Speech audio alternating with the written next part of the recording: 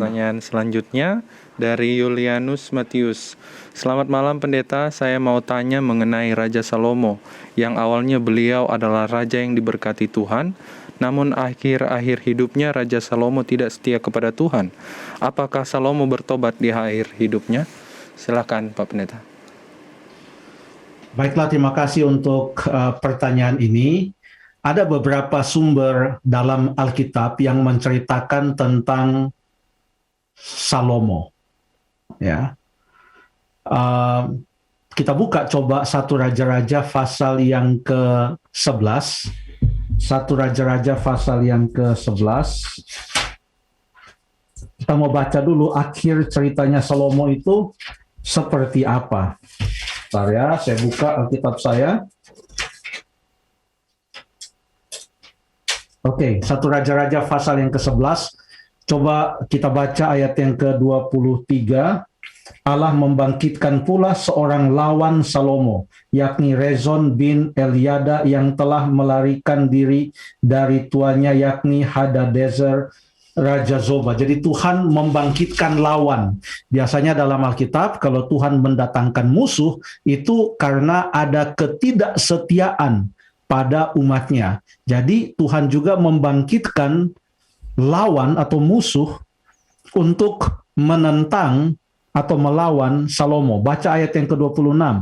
Juga Yerobeam bin Nebat, seorang Efraim dari Zereda, ya, ia juga memberontak terhadap raja.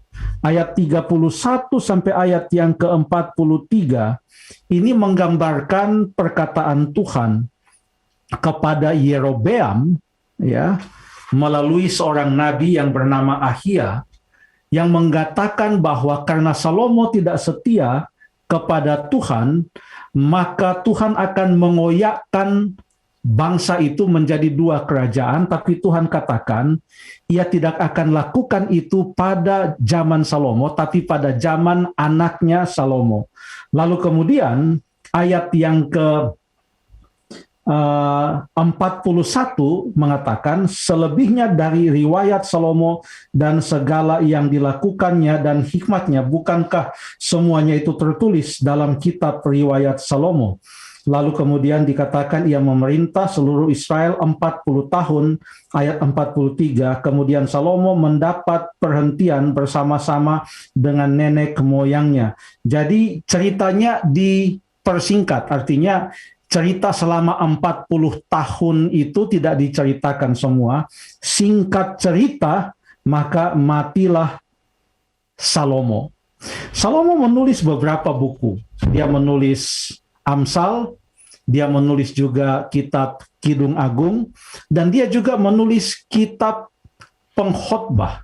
Nah, kitab Pengkhotbah dipercaya oleh banyak pelajar Alkitab adalah kitab yang ditulis oleh Salomo di hari tuanya. Makanya dia katakan di dalam Pengkhotbah pasal yang ke-12, melihat kembali ke belakang tentang kehidupannya, ia katakan, ingatlah akan penciptamu pada masa mudamu. Dia memberikan nasihat kepada orang-orang muda. Ini datangnya dari seorang yang sudah tua. Sebelum tiba hari-hari yang malang. Lalu dia menggambarkan keadaan seorang yang sudah tua, yang sudah gemetar, giginya sudah banyak yang ompong, telinganya sudah tidak bisa mendengar dengan baik, matanya sudah tidak bisa melihat dengan jelas. Semua itu dia gambarkan dengan kata-kata puitis di dalam Pengkhotbah pasal yang ke-12, ayat yang ke-2 sampai ayat yang ke-7. Lalu kemudian Salomo berkata di dalam penutupan kitab Pengkhotbah, ia mengatakan, lagi pula anakku, waspadalah, membuat banyak buku tidak akan ada akhirnya. Banyak belajar melelahkan badan. Ayat 13. Akhir kata dari segala yang didengar ialah, takutlah akan Allah dan berpeganglah pada perintah-perintahnya. Karena ini adalah kewajiban setiap orang. Karena Allah akan membawa setiap perbuatan ke pengadilan yang berlaku atas segala sesuatu yang tersembunyi, entah itu baik, entah itu jahat. Di masa tuanya, ia masih bisa memberikan nasihat agar supaya orang-orang muda takut akan Tuhan. Jadi dalam cerita 1 Raja-Raja 11 memang dikatakan, singkat cerita, matilah Salomo, lalu kemudian melihat kejahatan yang dilakukan oleh Salomo, Tuhan katakan, aku akan mendatangkan lawan-lawan untuk menentang atau melawan engkau. Tetapi tidak diceritakan selebihnya tentang kisah 40 tahun itu. Jadi apa kesimpulan kita? Mungkin paling baik kita katakan bahwa ada petunjuk-petunjuk di dalam Alkitab bahwa di usianya yang sudah tua, Salomo masih menulis kata-kata bijak, nasihat agar orang-orang muda takut akan Tuhan. Dalam Pengkhotbah dia katakan, kekayaan sia-sia, harta benda sia-sia, pengetahuan sia-sia, semua itu sia-sia yang ada di atas dunia. Seperti ia menyadari tentang masa lalunya, bahwa semua yang ia miliki itu adalah sia-sia.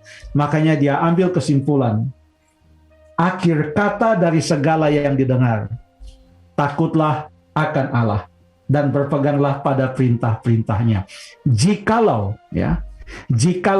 pernyataan ini, takutlah akan Allah, karena Allah akan membawa setiap perbuatan ke pengadilan. Ini Pengkhotbah 12 ayat 13-14. Jikalau ini merupakan kata-kata dan prinsip Salomo di akhir hidupnya menjelang ia mati, maka tentu kita punya bukti dan petunjuk bahwa walaupun ia sempat jatuh dalam penyembahan berhala dan kejahatan lainnya, tetapi ada petunjuk, ia kembali kepada Tuhan. Terima kasih.